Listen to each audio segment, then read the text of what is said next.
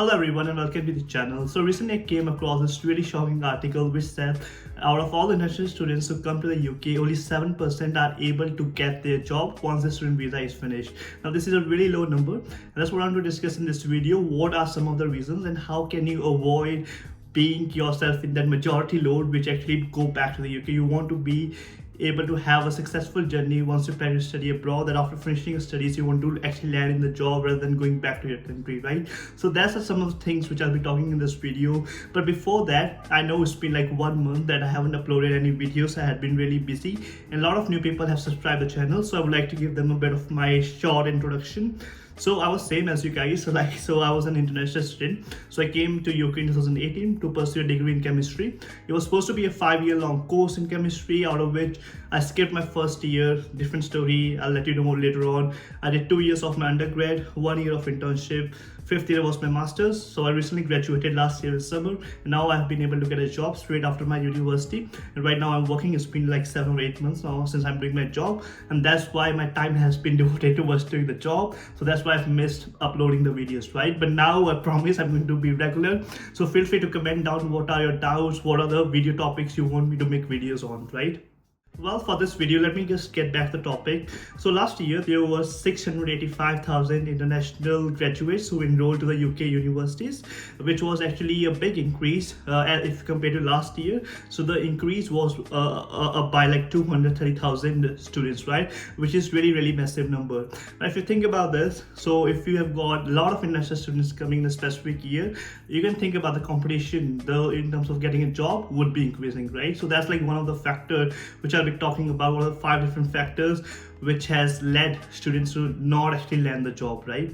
So let me just straight away get with it. So very first reason why students are actually lacking that ability of getting a job once the student visa is finished, right? The very first thing is really low quality career service guidance at the university. Now when you're enrolling for a university, they would be saying you, well, you've got a career service, they will be helping you out, right? What my personal experience has been is that, well, there are career services in every single university, but I guess the fact they lack is that, like a specific tailored advice for international students. By this, what I mean is that being an international student, you face a lot of challenges during your university, and once you want to get a specific job, there are various other challenges, right? You need to get a sponsorship. So I feel like you need a specific tailoring for your CV in order to get to that particular job, right, which you want to apply for. And you need a bit more of guidance as compared to the other students who are actually more known to the UK job market, right, because they have been studying in the UK itself, right? So I feel that that's a bit of an extra guidance, extra push the international students need, and I feel at the moment the universities are not being able to do that. For example, giving my own example, right, so I didn't know how to actually apply for the jobs as well, right? But then I had to like develop all these things by myself. I had to go on the website, look for, okay, what jobs are available. But when you've got a career service, what would be really helpful for the international students is if they can help them out. Okay, well, this is a job which can actually help you to get a sponsorship later on. Well, this is on the portal. Go ahead. People who are in the chemical engineering field, go ahead and apply for it. I feel like that's the extra bit which the universities really need to do, specifically for the international students, given that they're paying a lot of big amount of money as a tuition fee. For a normal student is £10,000, whereas for international students is £20,000. It's literally double the money, right? So I feel that's the extra guidance which the international students need, and at the universities are not able to fill that gap. Moving to the second point is regarding the post-study work visa. Now I think for post-study work visa has been a really great opportunity for the students to actually search for a job. Once the student visa finishes, they move on to the post-study work visa. They spend 2 years, and during that 2 years they've got like full right to work, right? There's no more limitations. As a student, you've got a 20 hours limitation, whereas you move to post-study work visa, you don't have any limitation. But the issue in there is that the employers are actually not aware about this graduate scheme, right?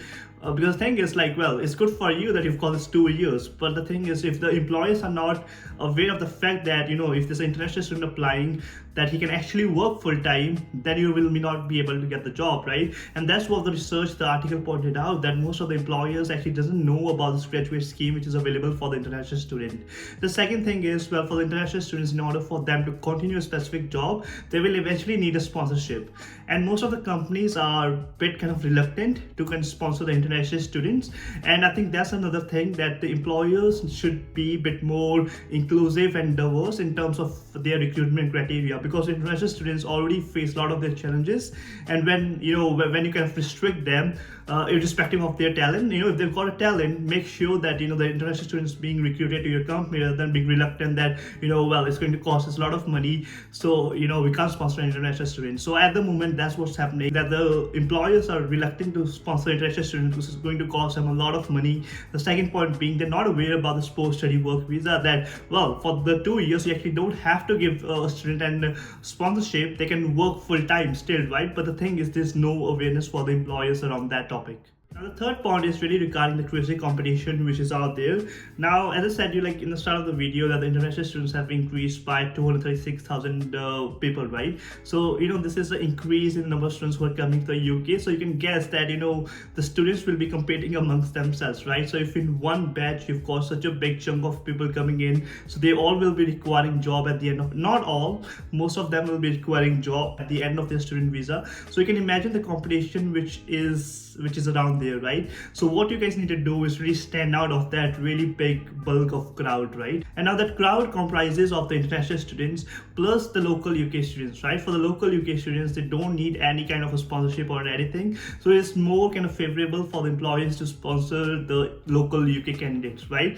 Whereas for international students, the competition is huge, and then secondly, the barrier is that they need a sponsorship as well. So what you really need to ensure is that your job profile, your CV is really well prepared, and then you're really standing out based upon that job profile, which really moves me to the fourth point. We're going to discuss it on the CV and your career profile itself. Before moving to the fourth point, I would really like to thank the sponsor of this video, which is Ember Students. I've been working with Ember Students for the last 1 year, and it is a marketplace of student accommodations. So if you're someone who is coming for the next intake, if you're coming for the September intake, all you need to do is click on the link mentioned in the description of this video. It will be taking you to the Ember Students homepage, where you'll be seeing, where you can just simply filter down your university or the place you're going to study. If it's Glasgow, just mention down Glasgow. If it's London, put down London. It'll be showing you all the accommodations which are available around that area, so that you can compare the prices. You can think about, okay, well, this is my budget. Which accommodation should I go for? You can see the pictures, you can see all the facilities which are available, you can take the video tours, and the best thing is they've got amazing offers for the students. So make sure you check out Ember Students in order to book your student accommodation. So well, we were on the fourth point, and I was mentioning about the competition, right? And I think really moves to the fourth point, which is lack of work experience especially for the international students, right? So now one thing, that is going to be a big crowd, that where there's a big competition around there. You need to make sure you're standing out. The question becomes, how will you actually stand out, right? The very first thing is you need to have some kind of work experience. So if you've just finished a bachelor's degree, or if you're not on a BSc degree or to study abroad, make sure you're doing internships. Make sure if you're not able to get an internship, make sure you're doing some all-in courses during your summer vacations, during your winter vacations. And someone who is coming here for a master's degree is best, like if you've got internships plus your online courses, feel free to come to your master's degree. But I think something which will be really helping you to stand out is that taking an extra year after bachelor's to actually do some kind of a job in the real industry itself, right? So spend that 1 year doing a job. So maybe if you're doing a chemistry course in your BSc, maybe try doing a job in that domain for 1 year, and then you apply for your master's degree, then you upskill, which will really, I think work experience is something which personally really helped me as well to get my current job. So I did my 1 year of internship in the same field which right now I'm working in. So that 1 year of experience I mentioned down on my CV, and that's how I've been able to get this job as well. So make sure that you've got some work experience before you come for your MSc degree. Now, the fifth and the last part of this video is around your CV, and then there's also around some of the skills, right? The first thing is the Indian CV doesn't work in UK. I've seen a lot of candidates, so I actually help people to make their CV and cover letter. Also, I do personal consultation. Links are all in the description box of this video. So I've seen people actually applying for the jobs with their Indian CV, and no one has been actually able to get a job based on their Indian CV itself, right? Because you need to convert into a UK style CV. So I've already made a video on this topic. I've shown my own personal CV. So feel free to search from my YouTube channel. You'll be able to get that video. But otherwise, if you need my personal help, I'm happy to do that as well. The links are mentioned in the description box. But make sure you are making the job profile cater towards a specific job position, right? If the job position changes, make sure you make that specific edits in your CV itself, right? So one CV doesn't work for all the jobs that you want to apply for, it works for one specific job position, right? The second thing is digital skills are really, really important, which most of the fields require digital skills these days. So make sure those are the things which you really want to mention down in your CV around your skills. What are skills you have been developing for the work experience you have been doing, right? So that's all advices which I want to share in this video. My voice is lacking, I don't know, I've got my rough throat at the moment, but I hope this video has been helpful. Make sure to subscribe to the channel for regular updates and give it a thumbs up if you enjoyed. Thank you.